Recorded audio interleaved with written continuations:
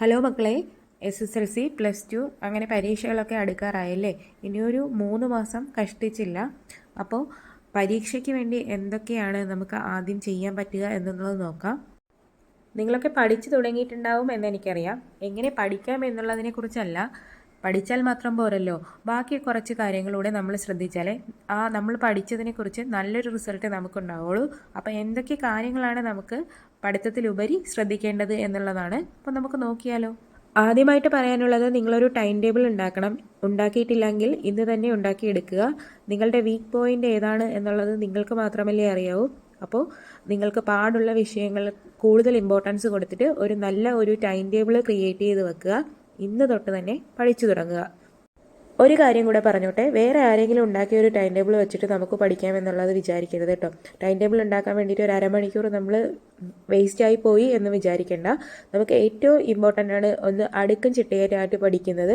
അപ്പോൾ ഉറപ്പായിട്ട് ഒരു ടൈം ടേബിൾ ഉണ്ടാക്കി നിങ്ങൾ എവിടെയാണോ പഠിക്കുന്നത് ആ ഒരു ഭാഗത്ത് സ്റ്റിക്ക് ചെയ്തതിന് ശേഷം പഠിക്കാൻ ശ്രമിക്കുക. അപ്പോൾ നമുക്ക് ഇന്നത്തെ വിഷയത്തിലോട്ട് പോകാം. ആദ്യമായിട്ട് ഞാൻ പറയുന്നത് നമ്മൾ എക്സർസൈസിൻ്റെ കാര്യത്തിനെ കുറിച്ചാണ്. അതായത് ഒരു 30 മിനിറ്റ് അല്ലെങ്കിൽ 45 മിനിറ്റ് വരെ സൂര്യപ്രകാശം ഏറ്റുകൊണ്ടുള്ള വ്യായാമം വളരെ നല്ലതാണ്. കാരണം സൂര്യപ്രകാശം ഏറ്റില്ലെങ്കിൽ നമുക്ക് വൈറ്റമിൻ ഡിയുടെ ഡെഫിഷ്യൻസി ഉണ്ടാകും. വൈറ്റമിൻ ഡിയെക്കുറിച്ച് ഞാൻ പറയാതെ തന്നെ നിങ്ങൾക്ക് അറിയായിരിക്കുമല്ലോ അല്ലേ. അതുപോലെ തന്നെ വ്യായാമം നമ്മൾ ചെയ്യുകയാണെങ്കിൽ നമ്മുടെ തലച്ചോറിലെ ഡോപ്പാമിൻ കൂടുതലായിട്ടുണ്ടാവും. ഡോപ്പാമിനെ കുറിച്ചും നിങ്ങൾക്ക് അറിയായിരിക്കും. അപ്പോൾ നമുക്ക് ശ്രദ്ധിക്കാനും ഏകാഗ്രതയൊക്കെ കൂടുതൽ ആക്കാൻ വേണ്ടിയിട്ട് നമുക്ക് ആ ഡോപ്പാമിൻ ഹെൽപ്പ് ചെയ്യും. അപ്പോൾ നന്നായിട്ട് നമ്മൾ എന്ത് ചെയ്യണം, വ്യായാമം ചെയ്യണം. ഒരു 30 മിനിറ്റ് അല്ലെങ്കിൽ 45 മിനിറ്റ് എക്സർസൈസ് ചെയ്യുക. എക്സർസൈസ് കൊണ്ട് ഉദ്ദേശിക്കുന്നത് ഭയങ്കരമായിട്ടുള്ള കായികാധ്വാനമല്ല. ഒന്ന് നടക്കുകയോ അല്ലെങ്കിൽ യോഗ ചെയ്യുക, അങ്ങനെ എന്തെങ്കിലുമൊക്കെ ചെയ്യാം. പിന്നെ വർഷങ്ങളായിട്ട് കായിക ഇനങ്ങൾ പരിശീലിക്കുന്ന കുട്ടികളാണെങ്കിൽ അവരത് ചെയ്യുക. കാരണം നമുക്ക് ഗ്രേസ് മാർക്കും സ്പോർട്സ് കോട്ടയും ഒക്കെ ഉള്ളത് കൊണ്ട് നിങ്ങൾ ആ ഒരു കായിക ഇനം ഉറപ്പായിട്ടും എന്നും പരിശീലിക്കണം.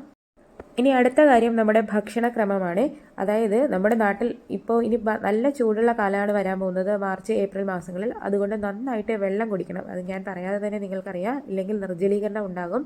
അതുകൊണ്ട് ഡെയിലി ഒരു 15 ഗ്ലാസ് വെള്ളമെങ്കിലും നിങ്ങൾ കുടിക്കണം. അതിൽ 5 ഗ്ലാസ് ലവണങ്ങൾ അടങ്ങിയ വെള്ളമായിരിക്കണം കേട്ടോ. കാരണം ഇല്ലെങ്കിൽ നമ്മുടെ ബോഡിയിൽ നിന്നും സോഡിയവും പൊട്ടാസ്യവും ഒക്കെ നഷ്ടപ്പെടാനുള്ള ചാൻസ് ഉണ്ട്. അതുകൊണ്ട് നമുക്ക് ക്ഷീണവും തളർച്ചയും ഓർമ്മക്കുറവും ഒക്കെ ഉണ്ടാകാം.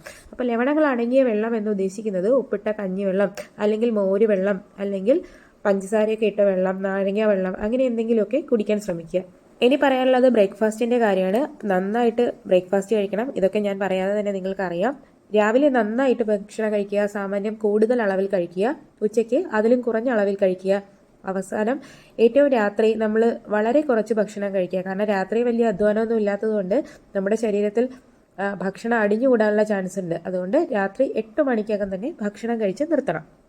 കൂടുതൽ പ്രോട്ടീൻ അടങ്ങിയ ഫുഡ് കഴിക്കാൻ ശ്രമിക്കുമല്ലോ. പിന്നെ ഈ ജങ്ക് ഫുഡ് കഴിക്കുന്നത് കുറച്ച് നാളത്തേക്ക് ഒന്ന് മാറ്റി വയ്ക്കണേ. വേറെ ഒന്നും കൊണ്ടല്ല, അധികം പുറത്തുനിന്നൊക്കെ ഫുഡ് കഴിച്ചു കഴിഞ്ഞാൽ നിങ്ങൾക്ക് എന്തെങ്കിലും വയ്യായ്മ ഉണ്ടാകും. അപ്പോൾ അത് പഠിത്തത്തിനെ നന്നായിട്ട് ബാധിക്കും.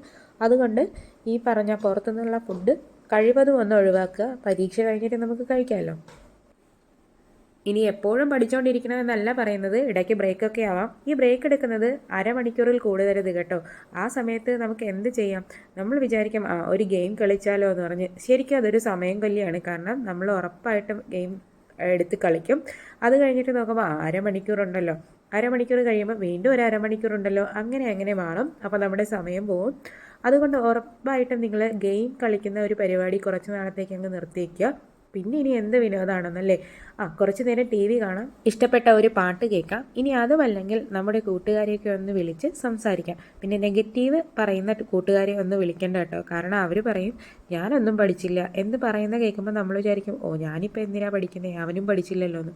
അതൊക്കെ വെറുതെയാണ് കേട്ടോ. എല്ലാവരും അവനവൻ്റെ കാര്യത്തിന് വേണ്ടി പഠിക്കുന്നവരാണ്. അപ്പോൾ നമ്മൾ നല്ല കൂട്ടുകാരെ വിളിക്കുക, കുറച്ച് സമയം സ്പെൻഡ് ചെയ്യുക. അങ്ങനെയൊക്കെ ആകുമ്പോൾ നമുക്ക് വീണ്ടും പഠിക്കാനുള്ള എനർജി കൂടുകയേ ഉള്ളൂ. പിന്നെ എടുത്തു പറയേണ്ട കാര്യം മൊബൈൽ ഫോണിനെ കുറിച്ചാണ്. നമ്മൾ പഠിക്കാൻ കുറേ കാര്യങ്ങൾ മൊബൈൽ ഫോണിൽ യൂസ് ചെയ്യാറുണ്ട്. അതൊക്കെ ശരി തന്നെയാണ്. പക്ഷേ പഠിക്കുന്നത് മാത്രം നോക്കുക. പിന്നെ രാത്രി 10 മണിക്ക് ശേഷം ഒരു ഡിജിറ്റൽ ഉപകരണങ്ങളും ഉപയോഗിക്കില്ല എന്നുള്ളൊരു ഡിസിഷൻ കൂടി എടുക്കുക. അപ്പോൾ ഇത്രയൊക്കെ നിങ്ങൾ ശ്രദ്ധിച്ചാൽ മതി. ഇനി അവസാനമായിട്ട് ഒരു നല്ല കാര്യം കൂടെ പറഞ്ഞേക്കാം. നമ്മൾ ഇത്രയും പഠിച്ചിട്ട് നന്നായിട്ട് ഉറങ്ങിയില്ലെങ്കിലോ ഒരു കാര്യവുമില്ല. അതുകൊണ്ട് 8 മണിക്കൂറെങ്കിലും കുറഞ്ഞത് ഉറങ്ങുകയും വേണം. അപ്പോൾ എൻ്റെ എല്ലാ മക്കളും സ്റ്റേ ഹെൽത്തി, സ്റ്റേ ഹാപ്പി, നന്നായിട്ട് പരീക്ഷ എഴുതുക.